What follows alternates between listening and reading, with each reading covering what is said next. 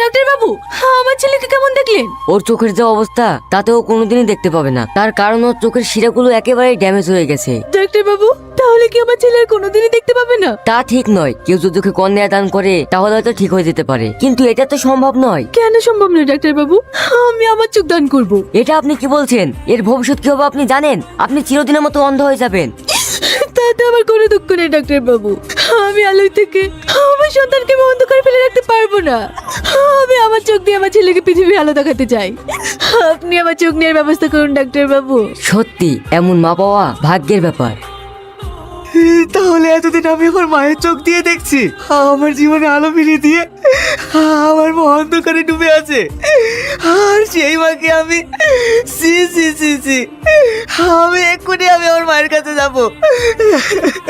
কোথায় যাচ্ছ তুমি? চুপ জানোয়ার, তোর জন্য আমার গর্ভধারিণী মাকে ভিক্ষা করে খেতে হচ্ছে।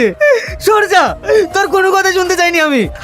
আমার মা আমাকে অনেকবার চিঠি পাঠিয়েছে, তুই আমাকে একবারও দিসনি। তুই মানুষ, সরে যা, আমার চোখের সামনে থেকে সরে যা।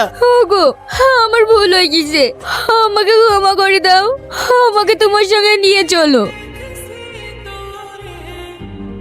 মা, মা গো, কথা বলো মা, কথা বলো। মা, আমি ফিরে এসেছি মা, আমি ফিরে এসেছি। এই দেখো সেই চিঠি, আমার জীবনে মায়ের তোমার শেষ চিঠি।